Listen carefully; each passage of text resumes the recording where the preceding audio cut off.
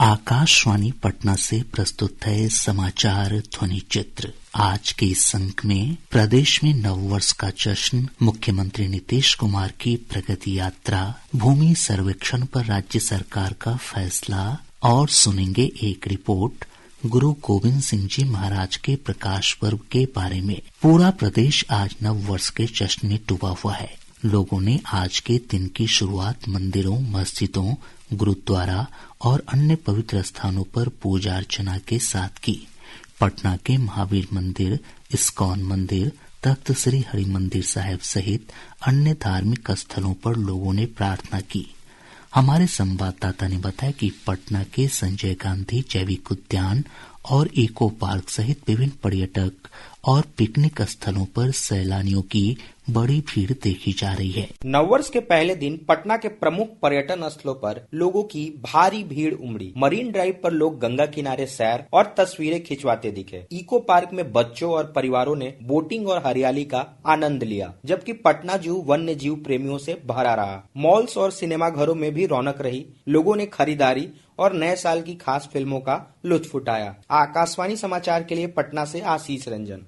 इधर कैमूर से हमारे संवाददाता ने बताया कि जिले के प्रसिद्ध मां मुंडेश्वरी धाम में सुबह से ही लोगों का तांता लगा हुआ है। नव वर्ष के अवसर पर कैमूर पहाड़ी के प्राकृतिक मनोहारी छटाओं के बीच स्थित पिकनिक स्पॉट दुर्गावती जलाशय परियोजना, करकटगढ़ जलप्रपात, तेल्हाड़ कुंड, मां मुंडेश्वरी धाम में सुबह से लेकर शाम तक लोगों का तांता लगा रहा। लोगों ने काफी उल्लास और उमंग के साथ नए साल का जश्न मनाया। देश के प्राचीनतम शक्तिपीठ मां मुंडेश्वरी धाम में करीब 50,000 श्रद्धालुओं ने पूजा अर्चना कर सुख समृद्धि की दुआ मांगी। इधर नव वर्ष पर शांतिपूर्ण जश्न को लेकर जिला प्रशासन सुरक्षा के कड़े इंतजाम किया है। आकाशवाणी समाचार के लिए कैमूर से श्रीकांत पांडे।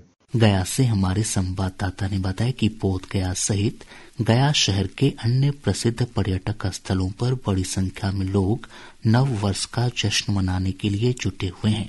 मुख्यमंत्री नीतीश कुमार अपनी प्रगति यात्रा के क्रम में पूर्वी चंपारण और पश्चिमी चंपारण का दौरा करने के बाद पिछले दिनों सीतामढ़ी पहुंचे। श्री कुमार ने यहां करोड़ों रुपए की विभिन्न विकास योजनाओं का लोकार्पण और शिलान्यास किया। एक रिपोर्ट। मुख्यमंत्री ने अपनी प्रगति यात्रा के क्रम में सीतामढ़ी के लोगों को रीगा चीनी मिल के रूप में एक बहुप्रतीक्षित उपहार दिया। 1932 में स्थापित रीगा चीनी मिल जनवरी 2021 में बंद हो गई थी। कर्नाटक की कंपनी नूरानी शुगर लिमिटेड ने इसे अधिग्रहित किया है। वर्तमान में मिल की पेराई क्षमता 40,000 क्विंटल प्रतिदिन है। मुख्यमंत्री ने चीनी मिल प्रबंधन और गन्ना किसानों से संवाद भी किया। साथ ही उन्होंने जिले में कई विकास परियोजनाओं का उद्घाटन और शिलान्यास किया। आकाशवाणी समाचार के लिए सीतामढ़ी से राजेश कुमार की रिपोर्ट के साथ समाचार कक्ष से कामिनी ठाकुर। बिहार के 2 बच्चों ने प्रधानमंत्री राष्ट्रीय बाल पुरस्कार जीतकर राज्य का नाम रोशन किया है।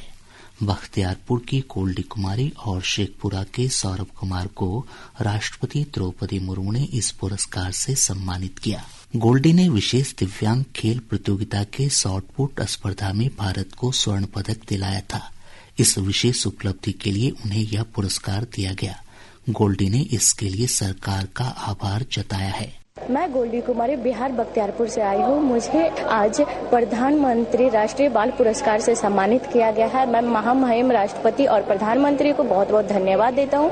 मैं 10th क्लास की स्टूडेंट हूँ और मैं एक एथलीट हूँ। मैं जैवलिन और शॉटपुट थ्रो करती हूँ। मैं बहुत ज्यादा अपने आप को प्राउड फील करती हूँ कि मैंने अपने देश के लिए प्राउड फील करवाया। मेरा सपना है कि हम ओलंपिक तक जाए, अपने देश को, अपने नागरिक को, अपने फैमिली को प्राउड फील करवाएं।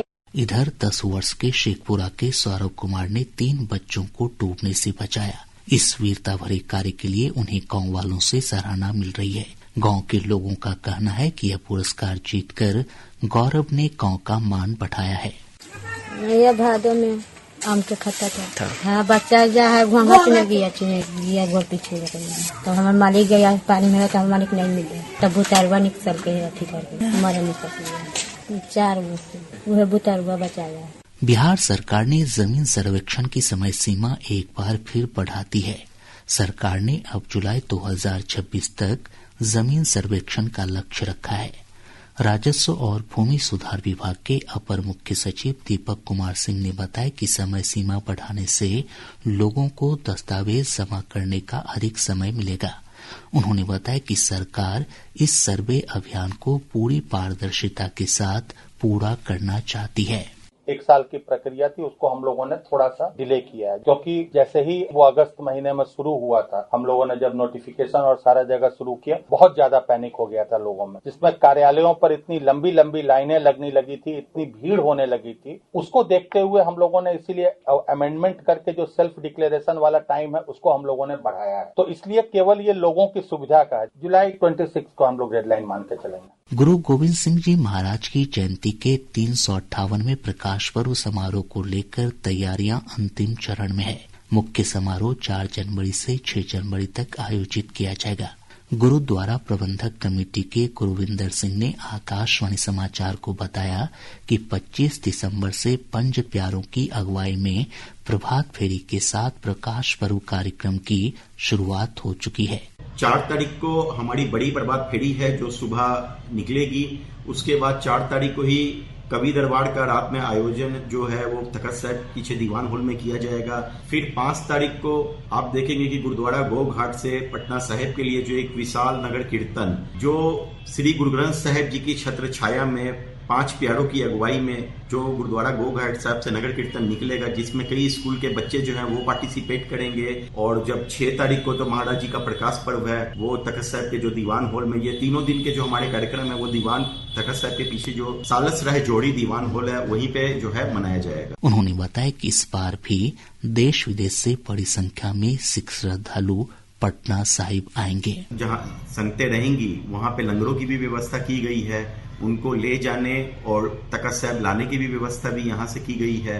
तो संगत जो है वो काफी पिछले दिनों से आ भी रही है और इस बार पिछली बार से जो है संगत काफी ज्यादा आएगी, क्योंकि जो छुट्टियों के दिन चल रहे हैं जिसको लेकर प्रबंधक कमेटी पूरी तरीके से तैयार है। पिछली बार क्योंकि गवर्नमेंट की तरफ से टेंट सिटी लगाई जाती थी, अब तो हमें गवर्नमेंट ने, मैं धन्यवाद करता हूँ माननीय मुख्यमंत्री जी का, जिन्होंने जो गवर्नमेंट्स के भवन है जैसे पटना साहिब भवन, ओपी शाह सामुदायिक भवन, टीएफसी कंगन घाट, ऐसे कई जो आप देखेंगे कि उसमें हर प्रकार की सुविधाएं हैं। सो अब हमें बने बनाए जो सामुदायिक भवन मिल रहे हैं, जिसके लिए हमें जो टेंट सिटी है उसकी आवश्यकता नहीं पड़ती। इसके साथ ही आज का समाचार ध्वनि चित्र कार्यक्रम संपन्न होता है। यह कार्यक्रम प्रत्येक बुधवार की रात 7:52 पर आकाशवाणी पटना के प्रादेशिक समाचार एकांश द्वारा प्रस्तुत किया जाता है। संपादन और प्रस्तुति धर्मेंद्र कुमार राय, वाचन अभिषेक दास और ध्वनियांकन राहुल कुमार।